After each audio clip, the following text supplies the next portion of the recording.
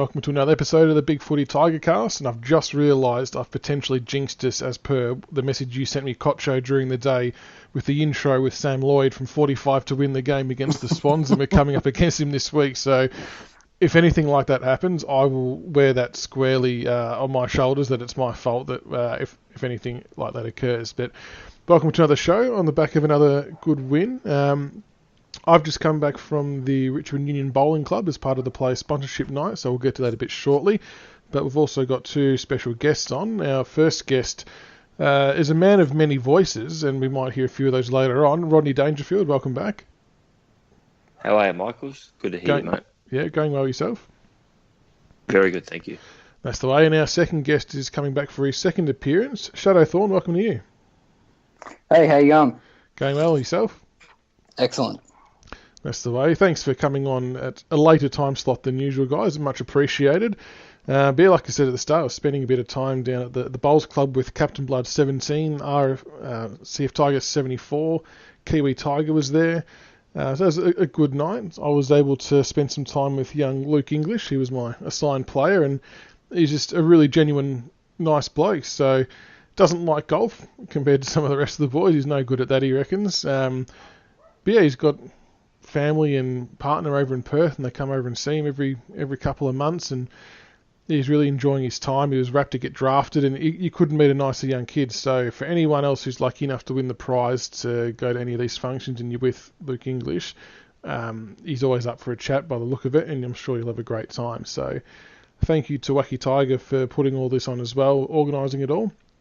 And yeah, make sure if you're not as player sponsored this year, jump on board next year. It's a good thing for the BigFooty board to do. Alright, we'll get stuck into, I suppose, we'll do the review first, because I know you guys want to do a bit of a Tigercast takedown. Round 6 versus Melbourne. Always a bit of a danger game, I reckon, Rodney, against Melbourne. No matter where they're situated and where we're situated, they always seem to get up and about for this game. So I was a little bit worried about it. What did you make of the game? Well, I probably share your concerns a little bit, Michael's, in the fact that exactly what you say is right. You know, they always play well against us for some bloody reason, but I was pretty confident going into this game because I've watched a few of Melbourne's games and they're just struggling. And looking at them, they always started with 2 extra behind the ball last year. They had 8 behind the ball, and they just haven't adapted to the 6-6-6. And I thought it was a pretty faultless game from us. I wasn't feeling as unconfident's not even a word, but yeah, usually against Melbourne I'm pretty concerned, but I wasn't, and it turned out that way. It was a really good win. Yeah, I think it panned out as a lot of us expected, that they would come out pretty hard early on because they got smashed in the media all week. But I think a lot of us probably felt we would end up running away with it if we didn't let them get the jump on us. But I felt the skills weren't very good for both teams across the course of the game. Is that a fair assessment? Oh, absolutely. The first half was, oh my God, how hard one of the was that scrappiest games I've ever seen. Yeah, it was kind of hard to watch, and it was actually my first game attending live for the year, and it's my first game young Liam's been to as well. Luckily, he won't remember a thing, but yeah, it wasn't the greatest spectacle. That's how we played. In a way, I was sort of glad to see that. It sort of reminded me of last year, where you're thinking we're just grinding him, and hopefully, if it's like last year, we just go bang and smash him in the last, and that's exactly what happened. So yeah, I was pretty happy with that. I suppose the difference is from a lot of other games is that when we did have the chance to put them away and actually put that scoreboard pressure on to break them, we actually converted for once. We didn't miss those crucial shots at goal, which was a nice change. Shadow, what about yourself? What was your take on the game? Yeah, obviously very scrappy. A lot like our game against them last year, kind of had our noses in front for most of the night and pulled away. I'm not too concerned about the poor skills, though. Both teams coming off a 4-day break. It's hard to get up for that. But we pulled away in the end, and that's what matters. I just think, yeah, the D's are just devoid of confidence at the moment. They're suffering from a semi-finalship hangover. They're a good side, but they're just... Yeah, that prelim against West Coast has just destroyed them. Yeah, I agree with you. I reckon that's mentally just burnt them. They're just a shadow of their former self, and I don't think they would have changed much about the way they were playing from last year to this year, bar the forced changes of the new rules, as Rodney said early on. But that aside, I know they had 2 backmen out, but they just aren't really putting up much of a fight. I can't see the rest of this year ending well for them. They showed a table at 3/4 time that I just thought was so interesting, that like their goals have just completely gone. Tom McDonald had 53 goals last year. He's got 2 so far. Jesse Hogan's obviously moved. He had 47 goals last year. So their top 5 goal scorers have got 4 goals between them this year. And that's why I was kind of maybe not concerned, probably similar to Rodney, that even, like, I always figured we would score because our forward line was so potent, but I couldn't see where they were going to get enough goals from to beat us. And I think they're going to have the same issue against a lot of other teams. But enough about the D's. What about Nick Vlauston? Played one of the games of his life, I reckon. The amount of intercept marks he had, the courage he showed going back with the ball, setting up play. It was just one of the most well-rounded games I've seen from him. What did you make of his game, Rodney?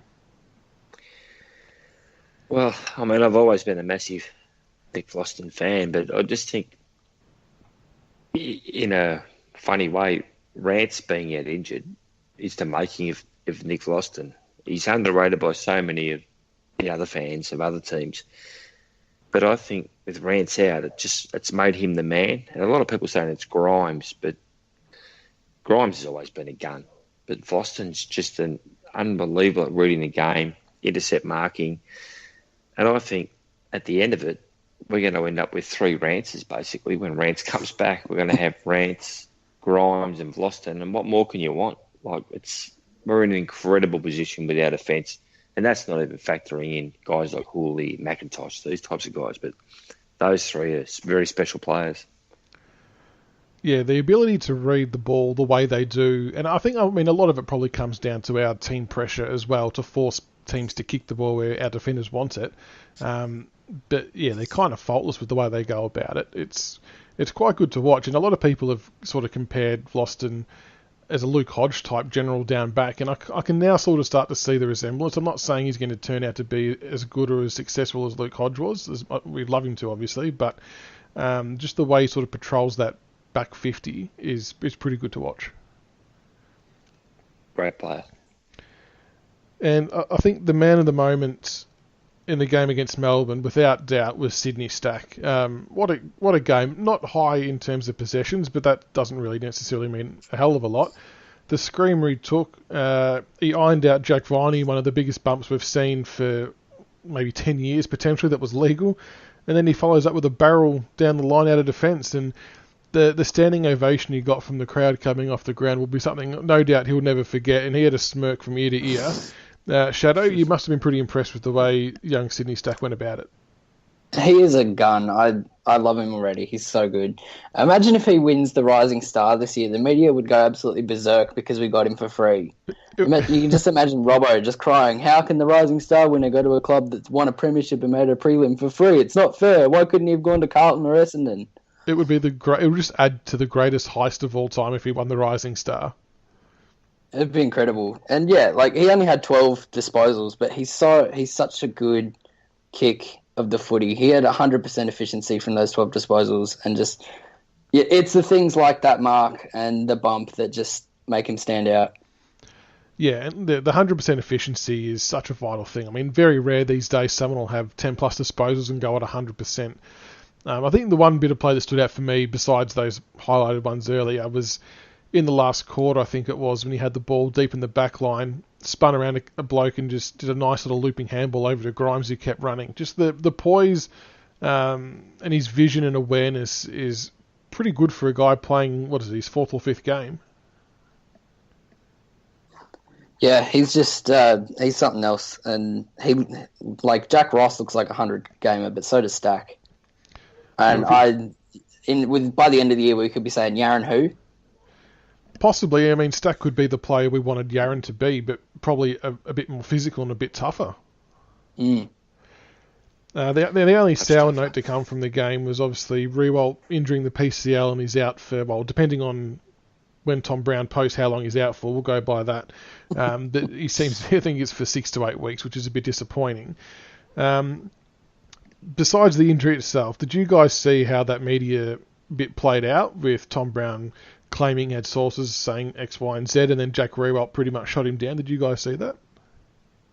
Yeah, I was so glad to see someone finally hold somebody in the media accountable. They make up so much crap.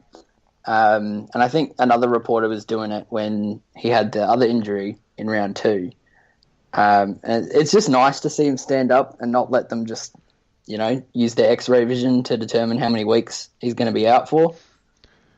The funny part is when Tom then goes on Triple M, I think it was, and pretty much said, I don't like Jack questioning my integrity or my character because I've got good sources. It's like, mate, he hadn't had the scans when you posted that. It's as simple as that. Don't try and backtrack and cover up now. You've got found out. But I agree. I'm glad he was called out. And I think a lot of this calling out journos has kind of stemmed from the AFLW players, I reckon, because they're starting to speak out a bit too on certain issues. And it's good to see the men doing it too because, why should the media be able to just spin whatever crap they want?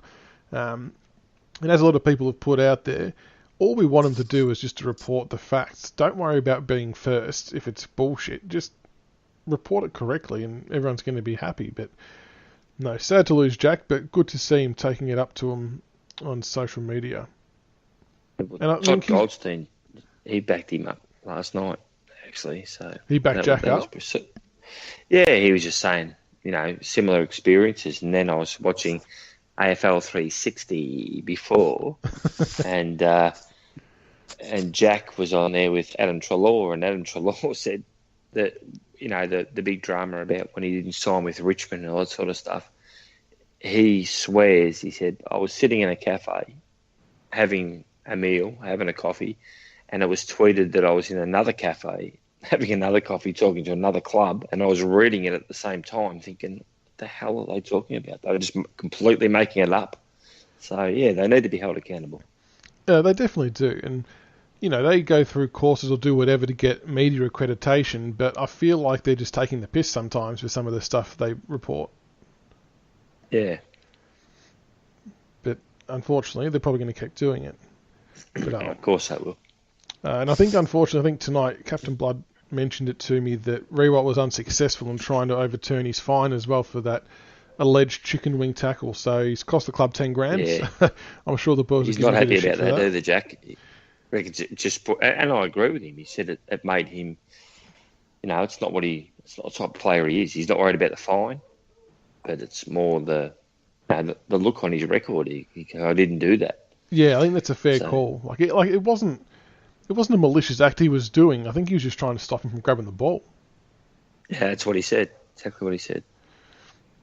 All right, but either way, we'll be without Jack for a short stint on the sideline. But I think with him and Koch coming back later in the year, they could be primed to really bolster our chances of making a good run at it in finals. So luckily we've got a bloke named Tom Lynch to fill the void in the meantime. We'll push on to the Tigercast takedown, which has been requested by Shadow. You were the one who kind of threw this idea up that you wanted to have a crack, and Rodney's jumped on as well. I'll let you go first, Shadow. Who are you taking aim at tonight? The conspiracy theorists that think that the AFL, the players, or the umpires are match fixing.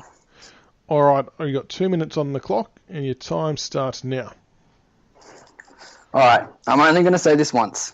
The AFL, the players, and all the umpires are not match fixing.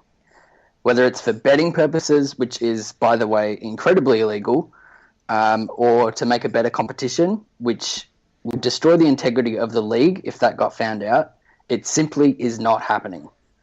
I've seen this posted on Facebook, the main board, club boards, including our own. Take your tinfoil hats off. To quote the movie Megamind, there is no Santa Claus, there is no Easter Bunny, there is no Queen of England, and the AFL is not match-fixing. Is the AFL an amateur organisation masquerading as a professional competition? Absolutely it is. Is the umpiring worse than it's ever been? Without a doubt. Were the rule changes the most poorly considered decision by a major sporting code in human history? Definitely. But there is no match-fixing going on. If there was, in 20 years, when someone blows the whistle, people will be going to jail for longer than if they'd murdered their wives. The earth is more likely to be flat than the AFL match-fixing. get over yourselves. All right, very good. Now, the one counterpoint I'll throw at you, and I'm only saying this because it actually came up tonight between Captain Blood and RCF 74 when we were talking, was the whole Melbourne tanking saga. Basically, it kind of looks like the AFL aren't prepared to admit that tanking was involved, because if they were to admit that, there's going to be lawsuits left, right and centre from betting agencies, there would be licences lost and etc. Is that a form of match fixing if they're not prepared to admit it, or is that in a different boat? I think it's in a different boat because it's not, the AFL didn't organise that. They're covering that up. It's clubs can do whatever they want. Essendon pretty much got away with the doping scandal. Melbourne got away with tanking. The AFL doesn't want that to ruin their integrity. And they'll cover that up. But there could be clubs tanking and match fixing for the purpose of a better draft pick. But any of the conspiracy theories being thrown out that it's to make a better season, or players are trying to get more money by having friends bet and then throwing the game, is just ridiculous. Yeah, I think the AFL players themselves are far too competitive. I know all sports and codes they are, but I don't know, they just don't seem like the bunch of people that would want to do that, even if the club wanted them to. So, but yeah, from an AFL standpoint, I don't think they've got much to gain, because if it backfired, it would be the worst backfire humanly possible. So, but like you said, they've made some stupid decisions, but I'm not sure they're trying to orchestrate anything from a match fixing perspective. So I think that's a fair call by you there. Rodney Dangerfield, what have you got for us tonight? Look, Michael says, I haven't got a lot because I'm an idiot, but mine's more of a piss take, because I've been doing this at work. You can tell how busy I am at work, with the guys mucking around the mess table, and they go, "You've got to do it on this podcast." And it's horrific, but it's Don't more of a... play it down. Don't play it down. Embrace it and tell everyone how good it's going to be. Well, it's about Richmond, and it's just taking the piss. And it starts with Mike. And Mike says, "Evening, Michaels. Shallow." But it goes on to Jared. It's the intriguing case about Richmond, that they've been the recipients of good fortune, but they rely on luck in regards to injury to the stars. But the evidence suggests that their system stands up under all circumstances. David King, thoughts? We're all worried about Richmond, but they're going nowhere, the Tigers. They understand their brand. They know their brand, Jared. That brand is amazing. The flavours of that brand is incredible. With Sydney Stack is incredible. What are you talking about, Manu? It's about food. It's not about football. Shut up, Manu. What do you want about? Oh, hang on, David. That's a little bit harsh. It's Sellers. What do you think about that? Well, I disagree. I think it's real. I think it is about flavours. I think it's about chilli, garlic, ginger. It's no different. Rance, cochin, jack. They're all missing ingredients. And on and on. So that's the sort of life I'm living at work. You're in the wrong industry. I've lost me shit. Very good. I like how Manu just makes an appearance out of nowhere. Oh, God. That's great. The boys of the office must be pretty happy with that when you break that out. That's good. Oh. Well, like I said last time, you're gonna have to try and do an entire episode in one. Even if you're just talking to yourself for 40 minutes, that's fine. Bloody hard jumping from one accent to the other, I tell you. Manu turns into Jared. He a little bit of this, a little bit of that. But, still rolling to one. Very good. All right, we've got a huge game coming up this week against the Bulldogs. They're probably another team that kind of fall into the similar category as Melbourne, I reckon, that they tend to get up and about when they play us.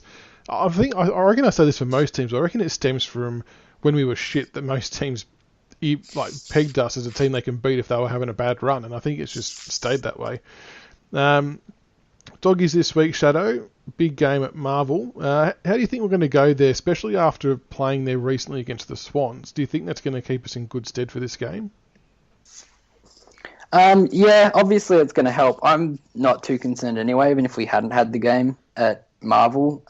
We played there a fair bit, as we always do in the last few years, and we've gotten majority wins other than the obvious St Kilda game in 2017. So we've been playing pretty well there for a while. So, I think we kind of need to get out of our mentality that it's a ground we don't play well at. It's a fast track. It suits our fast handball style. And I think we play well there and we'll continue to do so. Yeah, I definitely agree that it helps our fast-paced game, which is good because I think we've really got that back in the last couple of weeks. Rodney, your take on the game? What are you expecting the Tigers to come out and do this week? Well, I just expect us to, as Kingy would say, just bring the same brand. It's our brand. That's what we do. We play the same footy. I heard Bob Murphy say something 2 weeks ago that I thought was really, really accurate, that Richmond are the most bankable team in the AFL. And they asked him what he meant, and he said you just know they bring the same game every single week, where other teams are, they're not like that. They hit, they miss, they're on, they're off, whereas Richmond, they bring the pressure, they bring the forward pressure, the same game every week, and it's enough to break down most teams. Unfortunately, you had those nights like the preliminary final last year where it just didn't quite come together. But most times, that'll get you the result, and that's what I'm expecting this week. Yeah, I think that's a pretty good call, though, that we do bring the same game style week to week. And the only sort of game plan that we look suspect against is when the teams start chipping it around and trying to move us from side to side. I'm not sure whether the Bulldogs are going to specialise in that area or not. They seem to play a similar kind of brand to us.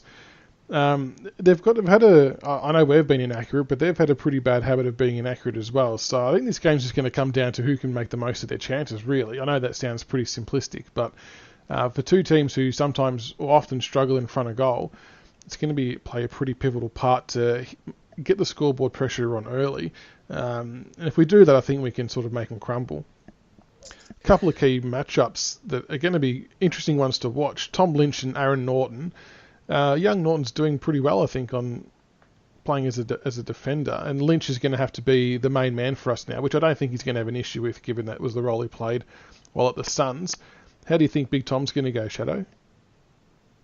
Yeah, I think he'll do all right. I don't know much about Norton, but I had a look at, watched the Dogs game on the weekend, and had a look at some of his stats and stuff. He's a bit shorter than Lynch, and I noticed he didn't take any contested marks last week, which is, if Lynch can start actually grabbing them, that's supposedly his biggest strength. So with that extra height as well, he could absolutely dominate him and might get played back into form. If he continues to not take some of the easier marks, we just hope that he brings the ball to ground and our Smalls can mop up from there. I think he's done that really well, and I know he hasn't set the world on fire the last couple of weeks from a stats point of view, but what he is doing is he's not letting his opponent outmark him, which is, I think, is just as vital as marking himself in some ways, because we are so good at ground level. Whereas last year, if Jack didn't mark it, there was a lot of times the opposition did mark it, and that's nothing against Jack. It's just simply because he was double and triple teamed, and there wasn't much he could do about it. So the fact that Tom's not conceding that mark against him is a pretty big strength for us to have because of how elite we are at ground level. The other play for the Bulldogs is probably their main midfielder at the moment is Jack McRae. I'm not sure if we'll send someone to him specifically. I know Ross looked after a couple of players in weeks gone by, but I wouldn't mind seeing Kane Lambert go head-to-head with him, Rodney. Jack McRae's a very good player. I don't think he hurts.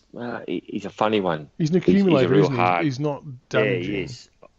Whereas I think maybe Lockie Hunter hurts you a little bit more because his first possession is a handball to one of those guys on the outside.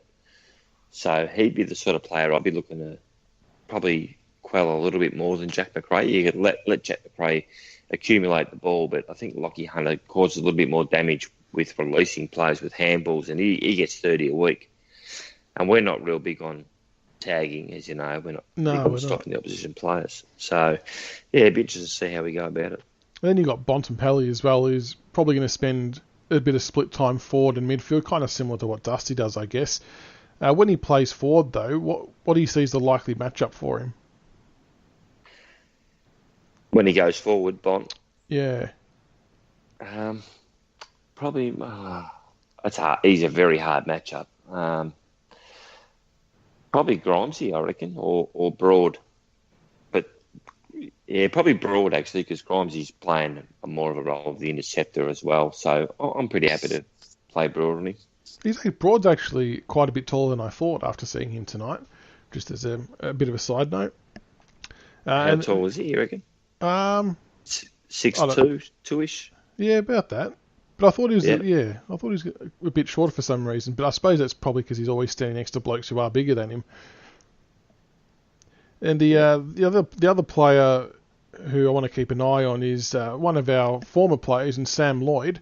He's been doing all right there, Shadow. Kicked a couple of goals last week. He knows where the goals are, and I'm sure he's going to fire up to play against us, even though he probably left on pretty good terms. You can't blame him for wanting opportunity. When he's playing forward, who do we send to him? I had down Broad, but I'm not sure that's the right matchup now.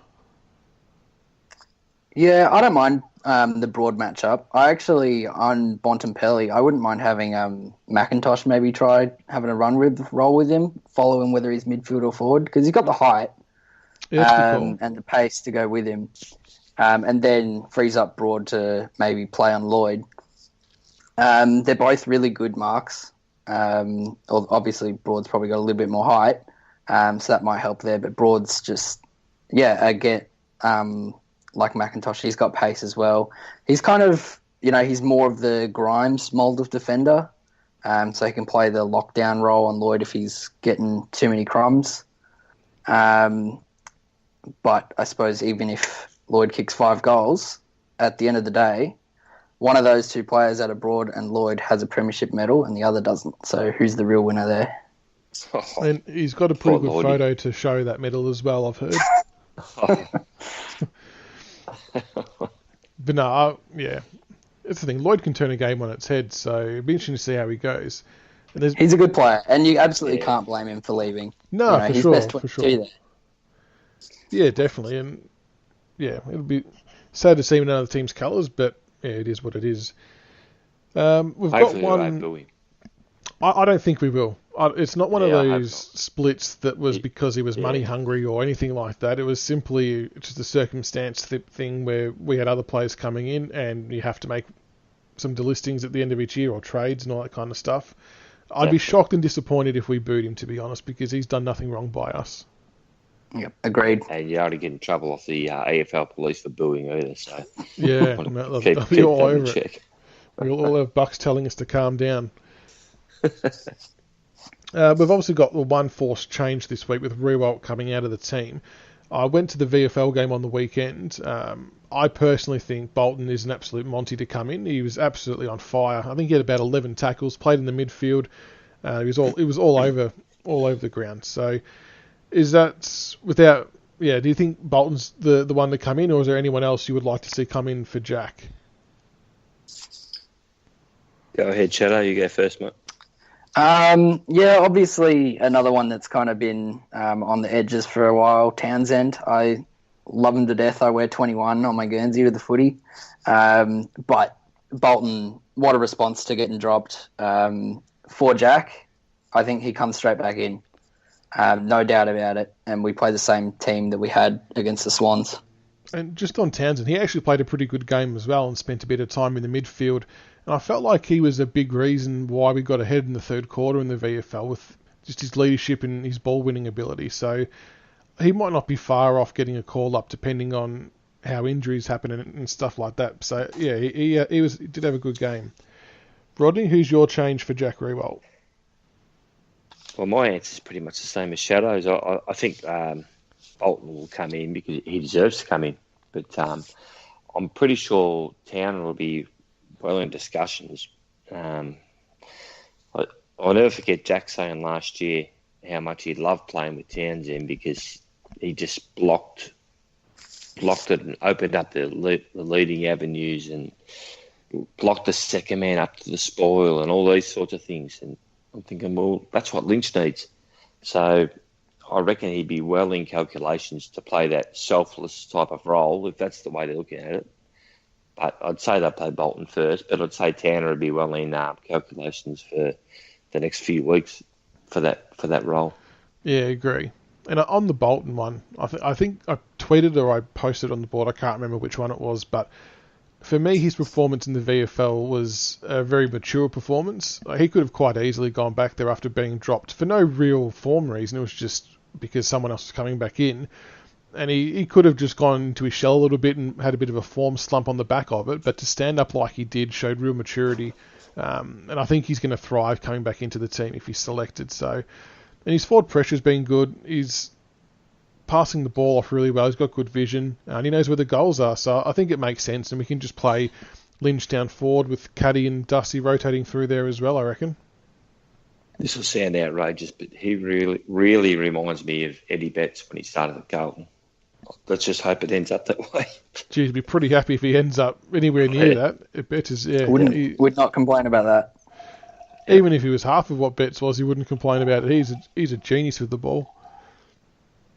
Yep. All right, before we let you guys go, we'll get a tip including margin. Rodney Dangerfield, I'll start with you.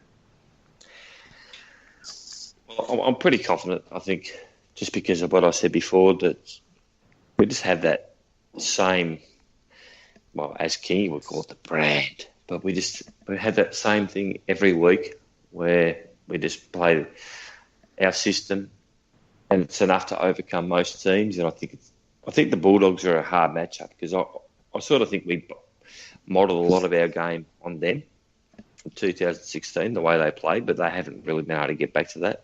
So it'd be a grind. But I think maybe 22 points get up. Sounds good. I'll happily take that. Shadow, what about you? I had the exact same margin because that's what I tipped us by against the Swans the last time we played at Marvel, and I got it right. So I'm going to back myself in again and go 22 points. Oh, very nice. Yeah, that's probably around the mark, and I think you're right, Rodney. I think it's going to be a bit of a grind, similar to the Melbourne game. I'll go a little bit higher and say 28 to 30 points. I can just see it's getting on top of them a bit in the last quarter, but they are a hard matchup, so it might not be easy from the get-go, but we'll get there in the end.